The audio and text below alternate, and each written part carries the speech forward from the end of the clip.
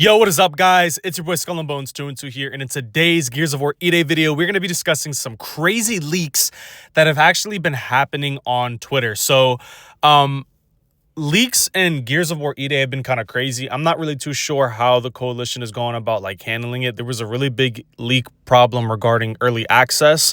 This is completely different though. This is data mining. I've seen it up for a while. I've seen other people, content creators, talk about it.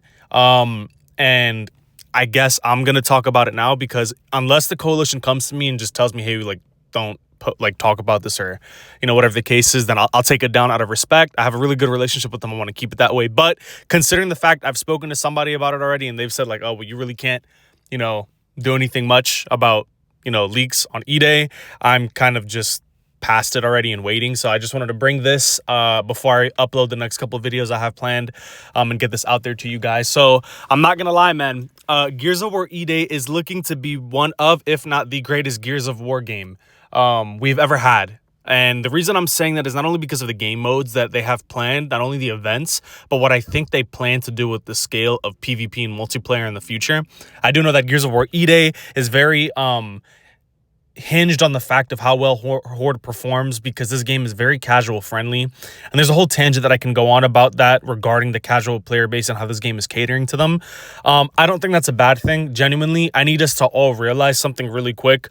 Be lucky that we even have a new Gears of War game, because Xbox could have easily not greenlit any type of Gears of War game for us. That's number one. So without further ado, let's get into the leaks. This is going to be quite a lengthy video going through everything that we've seen. So without further ado, let's go.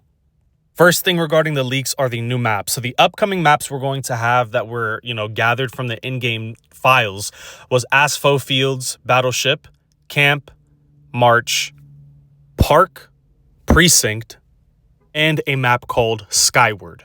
Now, moving on to the next set of leaks, we have some new maps that have these very weird reference / detail. So we have Aspho Fields, Brown, Burial, Collapse, Derailed, Downtown Burial Ground _ Blackout 3, Facility, Facility 1, Facility _ Ref, Fallen, Forge, Reimagined, Generator, and then Generator _ Ref, Industrial _2, Metro, Metro _ Ref, Metro _ Ref. Okay, yeah, this is another Metro. Monument _ Test Map, Rush, Rush _ Ref, and Skyward _ Ref. And then we have Test Map Versus and War Machine. The other stuff are dev maps. Now, again, Champions, Champion Siege, and then that's pretty much it. Test map lobby. The next thing is just a couple of weapons that we've already gotten in the game. Even though there's not really a new name for any of these weapons, we already know what they are. But I do believe that we will be getting more weapons in the future added via DLC. So don't worry if we're missing weapons like the Scorcher, the Boltok, stuff like that. They're going to add those over time, and I will explain why towards the end of the video. You'll kind of see where I'm coming from with that. Moving on to the next set of leaks, besides all of these weapons that we've already got, there were some notable ones that I haven't really seen. There was Glaive. There was just an LMG, but I'm assuming that's the Locust LMG. And that's pretty much it regarding, and Magnum. And then that's it, pretty much regarding weapons we may not have seen in the beta that weren't included. So we'll have to really just wait until the game comes out. But yeah, going on to the next set of leaks, though. This is where things get really juicy. For the Horde Siege events that we've got coming up, or Siege missions, we've got Air Support, Attack Defend, BFGs Beta, Big Horde, Bare Fist, Bombs Away Beta, Boogeyman, Boss Rush Beta, Budgeting, Bullet Hell, Cog Weapon Drones, Classic Horde event, Cluster Luck. And the next set of events we have is Disruption, Drone Combat Test, Endurance, Entrenched Beta, Every Bullet Counts, Explosive Situation, Extraction Test, Eye for an Eye Beta, Fix It, Flying Spiders Beta, Frenzy Beta, Friend or Foe, Give Me Horde Beta, Nash Off, Heavy Punches, Heavy Weapon Drones, King of the Hill beta, and large locusts. Now, my favorite part of this video is this right here. So there's a whole bunch of like, I guess, different events, like actual seasonal events. And for this, one thing that really caught my eye towards the end was something regarding Raam's revenge for Horde, as like a Horde siege event, like a world event.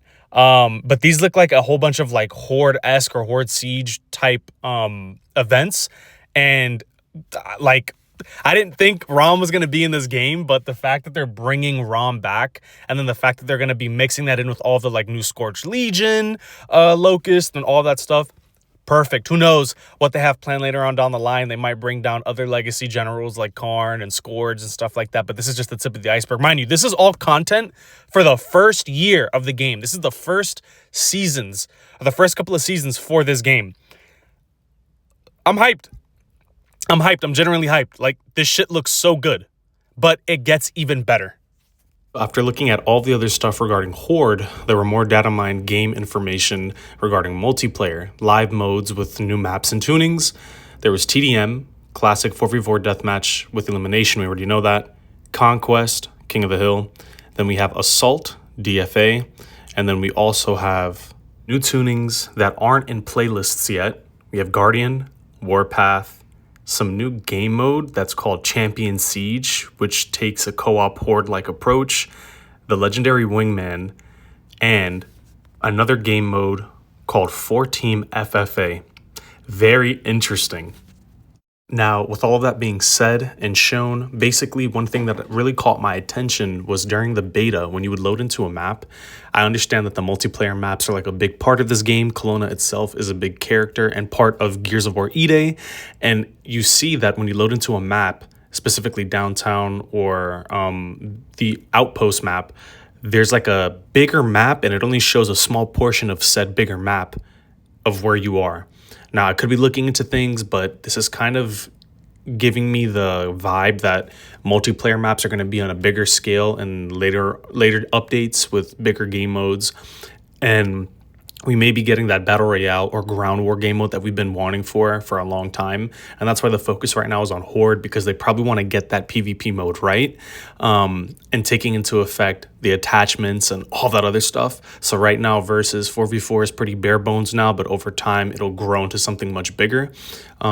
Especially with that limited pool of weapons. There's not a lot of guns in this game, and so I believe that over time they're going to add DLC weapons, and that's just going to go and show and improve and just make whatever this big map PvP mode in the future, whatever it's going to be, is going to be so much better. You thought that was everything? That wasn't everything. There's new game modes called Dead Prototypes, a new game mode called Bunker, where respawns are tied to fuel, payload, push the payload. We played that in games like Overwatch, Marvel Rivals. TDM with creatures, I'm thinking Overrun, seasonal events modes. We got Brothers of the End coming back, Gauntlet Halloween, Thanksgiving, and of course Gearsmas. We are so back. A new thing that I want to go over are some of the maps that we've been shown already. We've gotten a total of 6 maps: Park, Precinct, Skyward, Battleship, Outpost, and Market as well. Now, there's a lot of discourse in the community for the sole fact that there aren't a lot of maps in PvP, but I'd like to believe that the reason why they're so limited on PvP maps is just because they're going to be putting a lot of attention into these new bigger map PvP modes, and right now they want to drip feed us these smaller maps because they may just end up being a part of something bigger, and they want to make sure they get it right. I am totally fine with that. Quantity and quality over, just pumping out schlop and then rehashed maps and stuff, and I would much rather just them take their time on this. So guys, regarding these leaks and the new upcoming maps, game modes, how do we feel about this? I genuinely think that Gears of War E-Day is going to be one of the best Gears of War games to date.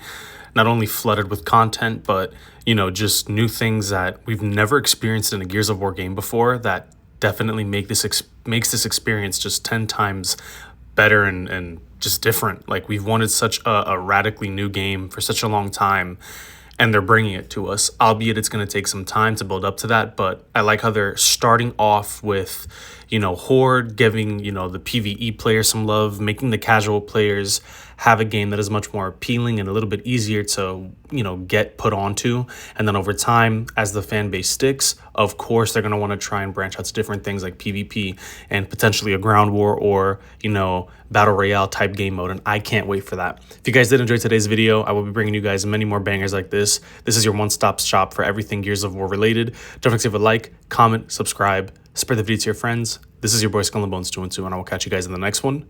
Peace.